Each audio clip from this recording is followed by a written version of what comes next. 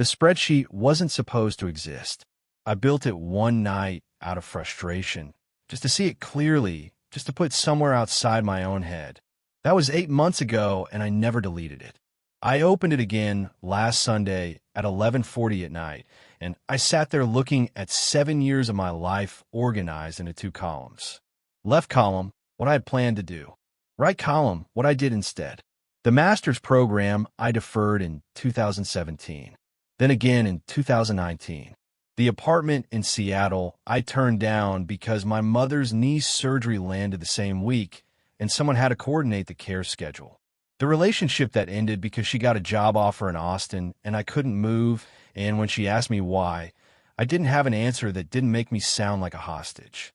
The trip to Japan I'd had actually booked flights and hotels 3 separate times.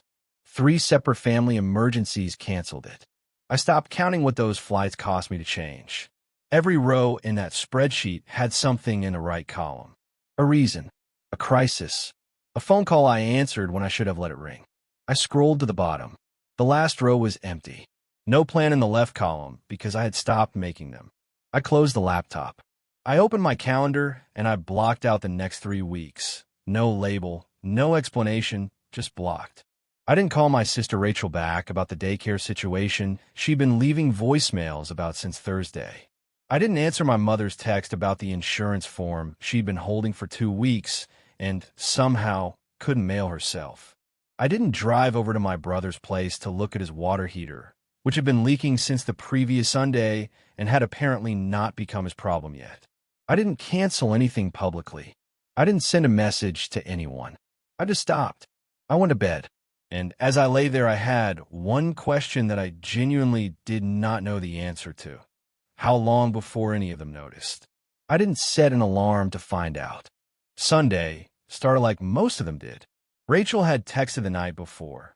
The dishwasher was backing up again, same problem as March, and could I come by in the afternoon before the week got crazy? I drove over around 2. Her 2 kids were on the living room floor watching something loud on the TV.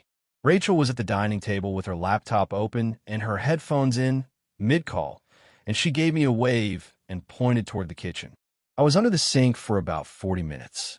When I came up, she had the headphones off and was watching me dry my hands on a dish towel.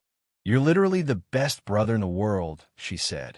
"The kids ate cereal for dinner last night because I'm drowning. Can you grab the McDonald's on your way out? Cash at me later, whatever. Actually, no. Just let me get you next time." She laughed a little. "I keep saying that, don't I?" I said she did. I said it was fine. She said, "Can you also look at the dryer before you go? It's been making this noise." I looked at the dryer, told her it needed a new belt, and I'd come back Tuesday with one. She said I was a lifesaver. I picked up my jacket, grabbed my keys, and walked to the front door. She didn't look up from her laptop. I paid for the McDonald's on the way out. About $32. From there, I drove across town to my mother's house in Aurora. She had texted me that morning with a photo of a letter from her insurance company.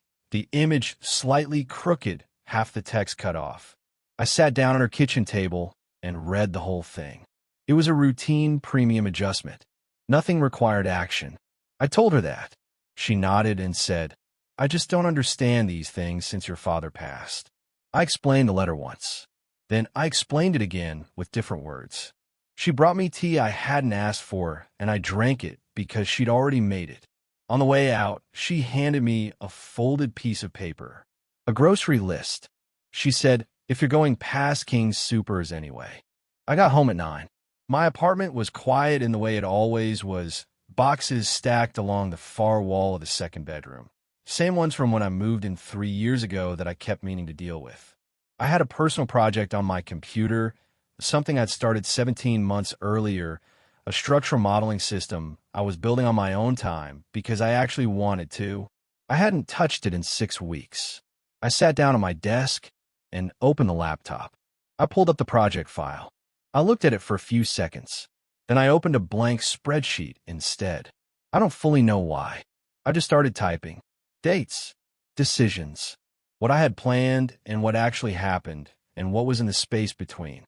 I wasn't angry when I started. I was just putting things somewhere they could exist outside my own head. By 11:40, I had 7 years of my life in 2 columns, and I sat there reading it the way you'd read someone else's story. The memory hit somewhere around 2:30 Monday afternoon, middle of a site review with half my attention already somewhere else. 3 years ago, the night my father had his stroke, I had been the one in the ER waiting room. I had been the one who called all 3 siblings from a hallway near the vending machines. One call after another, same 30-second version of the facts each time. I had spoken to the attending and pulled up the medication list on my phone that I had somehow thought to photograph at a checkup 6 months earlier. My older brother Mike arrived from Fort Collins about 2 hours after I did, walked through the sliding doors, looked at me, and said, "What do we do?" And I said, "I'll handle it." Mike, 4 years older than me, married, 2 kids, the person most people in my family would have described as the responsible one, nodded and sat down with a coffee he'd picked up on the way in. I had said that sentence, "I'll handle it," and Mike had let me, and then somewhere in the 3 years that followed, it stopped being a response to a crisis and became a description of a role. Tuesday, my youngest brother Chris called. Chris is 26, lives in Boulder, plays in a band he's been in since college. He had held maybe 5 jobs since then and left all of them. I had lent him money 14 times in the last 5 years. He had paid me back twice, and one of those times he needed to borrow it again within a month. He needed $400. "Rent," he said. I looked at the wall for a second and said, "I can't this month, Chris." There was a pause. "Bro, I literally need this for rent." "You're being weird right now. Did something happen?" "I just can't this month." "Since when?" "Since now." Another pause, longer. "Then whatever, man." And he hung up. I sat there with the phone in my hand. That was the first time I had said no to a sibling out loud. Not redirected, not delayed, not said yes while calculating how I'd cover it. Just no. He didn't call back. Wednesday, my mother called. She needed boxes moved from the basement on Saturday, the heavy ones near the water heater. Could I come by in the morning? I said I had plans. She said, "What plans?" Not curious, not conversational. The question had a weight to it, the kind that assumed the answer would turn out to be something less important than her basement. I said, "Just plans, Mom. I can't this Saturday."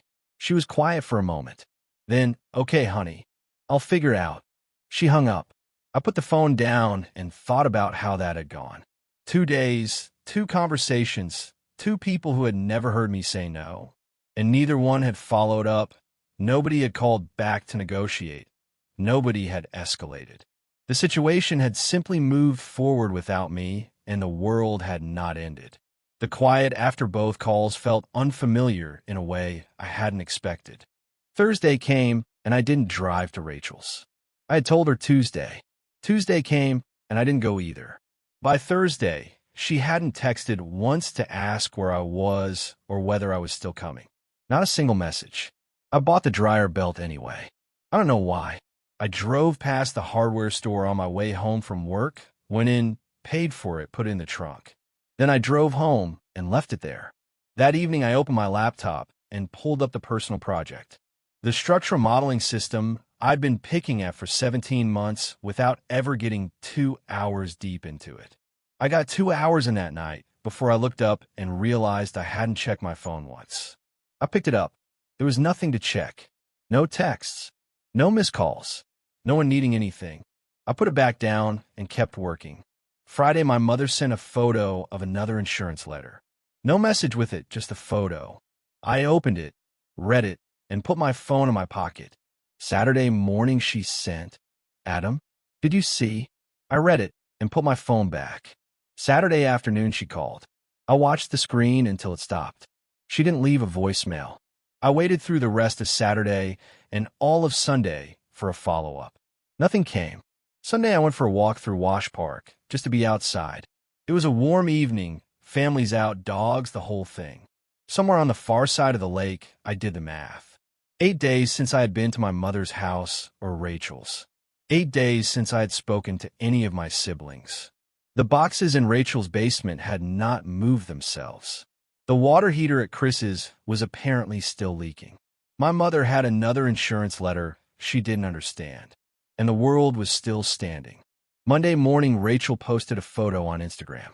Her two kids at the splash pad, squinting into the sun, both of them soaked. The caption said, "Single mom life, just us against the world." I looked at the photo for a while. I thought about the 8 times in the last 6 months I had watched those kids so Rachel could go out for the evening. 8 specific nights. I remembered most of them clearly. I opened the comment box. I typed "just us." I looked at it. Then I deleted it, closed the app, and turned the phone face down on the desk. I didn't want to fight. I wanted the quiet to keep going. I worked for 3 more hours. When I went to bed that night, I was asleep before 11, which hadn't happened in longer than I could remember. Tuesday of week 2, Jen texted me. Jen is Mike's wife. Steady, practical, the kind of person who handles things quietly and doesn't make a production of it.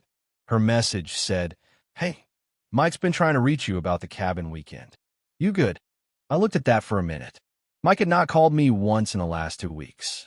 Not once. The cabin weekend had been on the calendar for 2 months, and I had been the one who made the reservation, built the grocery list, worked out who was driving from where. Mike had said, "Sounds good," to every message I sent, and contributed nothing else.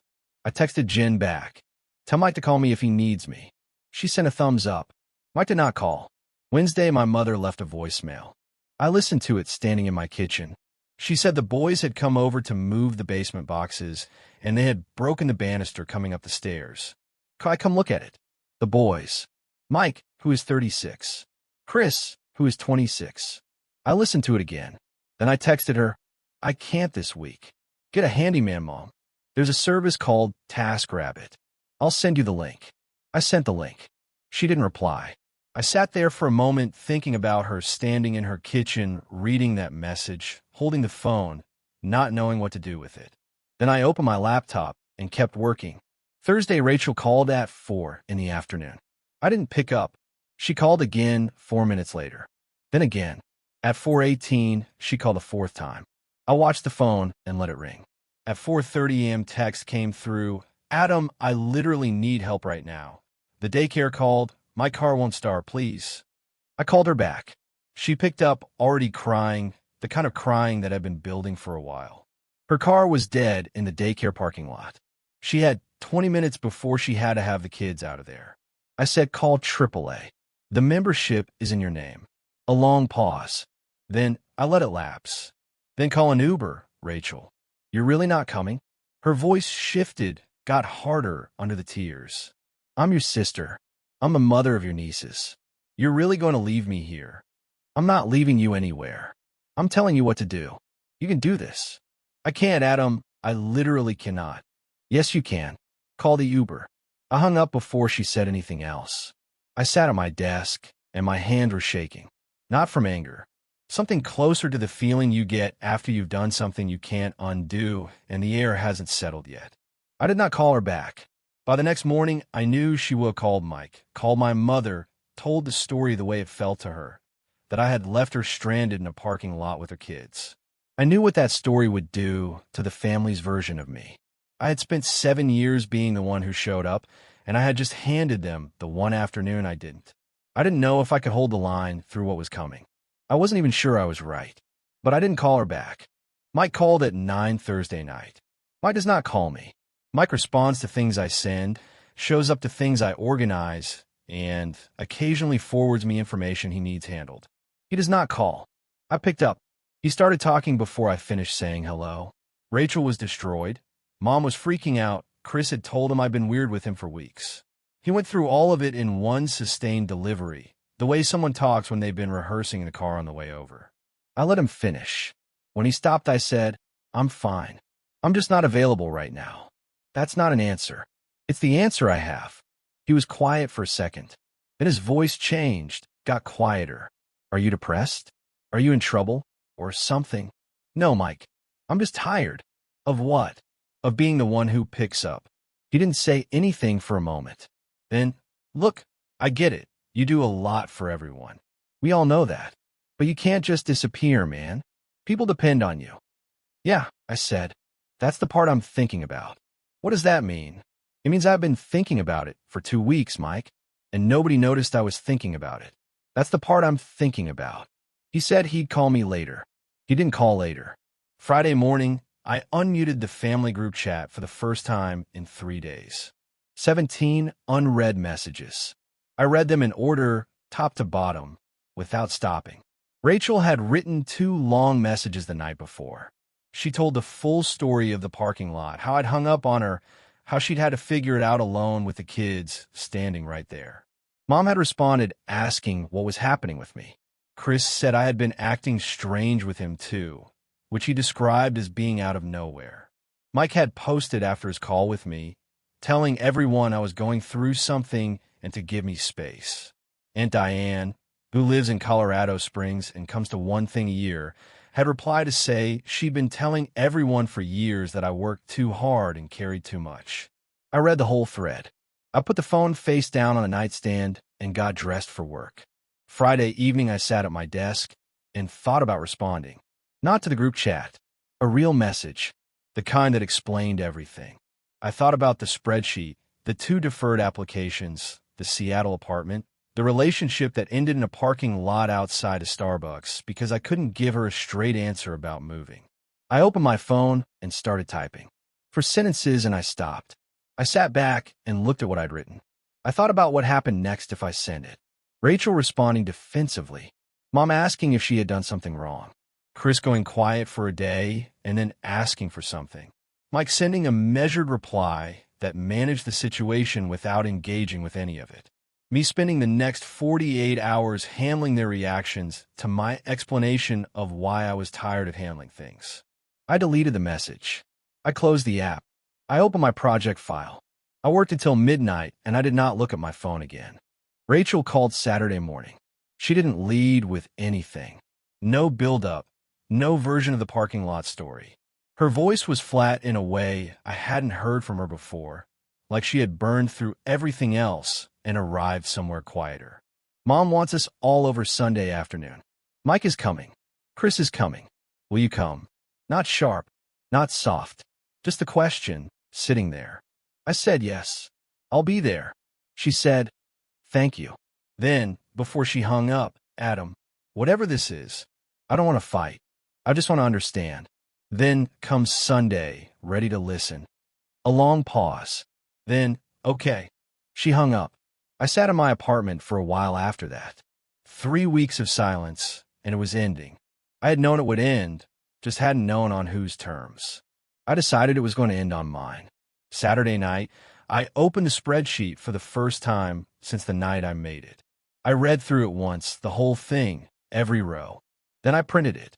Then I opened a second document I had been building in pieces over the last week without quite acknowledging that's what I was doing. 1 page, 3 sections. The first was a list of everything I had been doing for the family, the tasks, the logistics, the money, the time. The second was what it had cost me, specific things, not feelings. The third was what I was willing to do going forward and what I was not. I put both pages in a folder. I didn't practice anything. I just read it until I knew I could get through it without losing the thread. Sunday morning, I drove to a coffee shop on Alameda that I had passed probably 300 times in 3 years and never once gone into. I ordered a coffee and sat at the window table for an hour. I thought about the master's program. Applications opened in October. I thought about the fact that Seattle was still a city that existed and had structural engineering firms in it. I thought about Japan, not the canceled trips, just the place itself, just the fact that I still wanted to go. I didn't decide anything. I just let myself want things without immediately thinking about what would have to be moved around to make room for them. By noon, I was in my car. The folder was on the passenger seat. I drove toward Aurora. I walked in at 2 o'clock. My mother was on the couch with her hands in her lap. Rachel was in the armchair, still in her coat. Mike was standing against the wall with his arms crossed. Not in an aggressive way, just the way Mike stands when he doesn't know what to do with himself. Chris was on the floor with his back against the bookshelf, knees up, looking at the carpet. Nobody had made food. Nobody was talking. My mother looked at me and said, "Adam, please tell us what's going on." I sat down in the chair across from her. I put the folder on my knee and opened it. I didn't pass anything around. I said, "I'm going to read something." I'd like you not to interrupt until I'm done. Nobody said anything. I took the second page out first. I read it flat, no color in it, the way you'd read a contractor's invoice. Mom's house first. The insurance letters, the 3 medical appointments I had driven her to in the last year, the tax filing I had been doing since my father died, the snow removal company I researched and scheduled and paid for the first month of before she took over the billing. The banister Mike and Chris had broken. The water heater replacement 2 years ago that she thought the building had handled. Rachel next. The dishwasher. The dryer belt still sitting in my trunk. 3 separate car repairs over 2 years.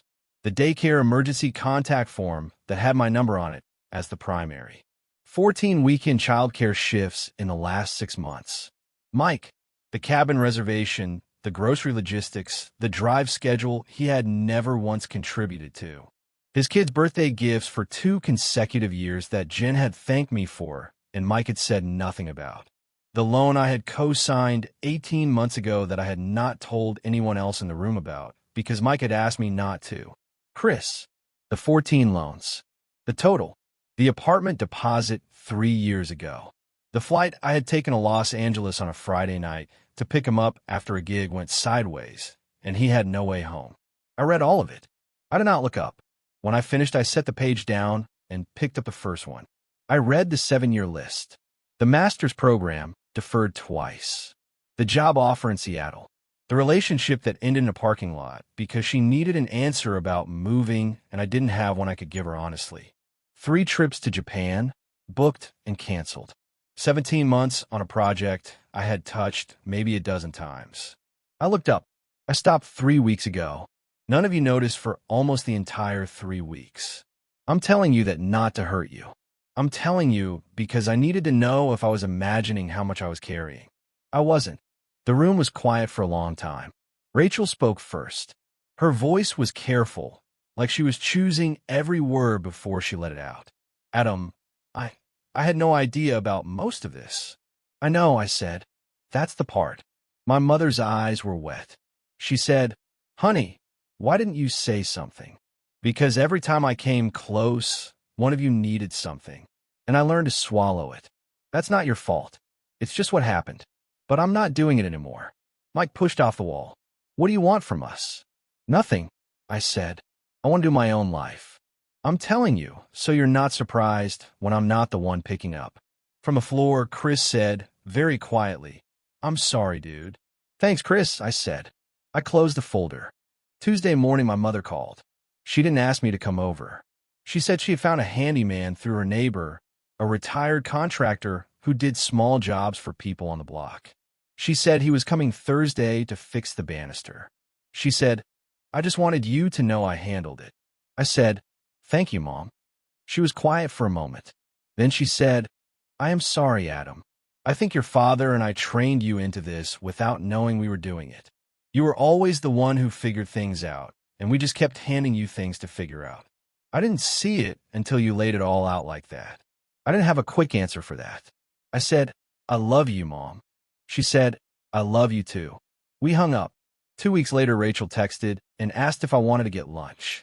Just the 2 of us, no kids, a place near her house she liked. I said yes. We ordered, we talked about small things for a while, and then halfway through the meal, she put her fork down and looked at the table. I cried for 3 days after that meeting, she said. I was so embarrassed. I had been telling everyone I was a single mom doing it all alone, and the whole time I knew I was calling you every time something broke. I just didn't let myself look at the total. I let her keep talking. She said she had hired a part-time sitter for the weekends she used to bring the kids to my place. She said she had sold one of her cars and simplified her budget. She said she was figuring things out, and it was harder than she expected and also better than she expected. Then she said, I think I was so scared of being alone in this that I made you my husband instead of my brother. That's the part I'm sorry for. That's not fair to either of us. I said, Rachel, you didn't make me anything. I let it happen because I didn't know how to say no. We both did this. She nodded. Then we both stopped. Okay. Yeah, I said. Okay. She teared up and picked her fork back up, and we ate the rest of the meal, mostly without talking. It was the most honest meal we had ever had. About a month after the meeting, Mike called. He asked if I wanted to come up to the cabin for a weekend, just the two of us. No agenda. He said, "I'll handle everything. You just show up." I said yes. I drove up Friday evening. Mike had already bought groceries and had a beer waiting on the counter when I walked in. The entire weekend he grilled. He washed the dishes. He drove when we went into town. I did nothing, and he didn't mention it once. Saturday night, we were sitting on the back porch, and he asked about the master's program. I told him I'd started the application. He said, "Good. About time, man."